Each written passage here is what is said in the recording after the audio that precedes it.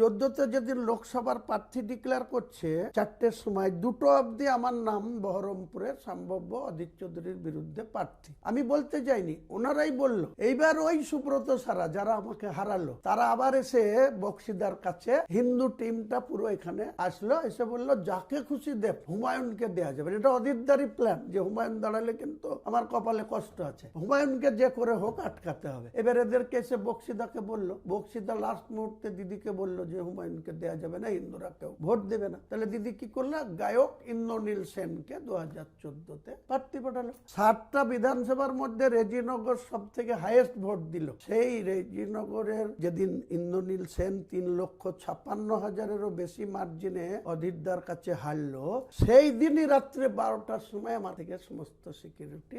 এটা কে করেছিল? ইন্দ্রনীল করেছিল। ইন্দ্রনীল দিদিকে গান শুনিয়ে, ইন্দ্রনীল যে সিকিউরিটি আমি শুধু আমার জীবনের বাজি রেখে আমি দলে এলাম। এখন তো বেশ কাছ থেকে ইন্দ্রনীলকে দেখেছিল, তো কিরকম মনে হয়েছে? ও একটা লম্পট। হ্যাঁ, পূজা ভট্টাচার্য বলে বহরমপুরের একটা ব্রাহ্মণ ঘরের মহিলা, তাকে গিয়ে উল্টো পাল্টো, ওর একটা বড় মেয়ে ছিল, তাও তাকে কিভাবে মেসেজ করতো বেড পার্টনার হওয়ার জন্য। আর যত বহরমপুরের উল্টো পাল্টা ভদ্রলোকের বাড়ির মেয়েদের এই নিয়ে আমার সাথে ঝামেলা, যে আপনাকে কি দিদি এইসব করতে এখানে পাঠিয়েছে, আপনি এত ভোটে হারলেন, লজ্জা নাই আপনার? ওকে অবজারভার করে দিল দিদি, যেহেতু দিদিকে গান শোনায়, আমাদের কথা আর কে শুনে? আর অন্য কোনো দোষ ছিল না? অন্য দোষ তো টাকা তোলা।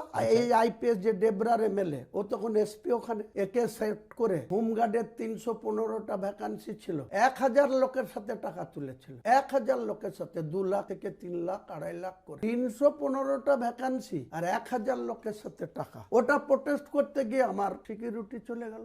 আমিও, ওরা বাগা ওল হলে আমিও বাগা তেঁতুল। ওরা রাত্রি 2টোর সময় যে প্যানেল টাঙালো, সেই প্যানেলের এগেইনস্টে হাইকোর্ট করে দিলাম, দিয়ে স্টে করে দিলাম। 5 বছর পরে সেটা নিয়োগ করতে পেরেছে। টাকা নিয়ে চলে এসছে, টাকা কাউকে ফেরত দেয়নি। অনেক লোককে ফাঁসি দিয়ে এসছে। আলহামদ সাইম বলে একজন, তাকে দিয়ে 100 জনের কাছে টাকা তুলে এসে সে আর বাড়ি থেকে বেড়াতে পারে না। এই ইন্দ্রনীলের কর্ম।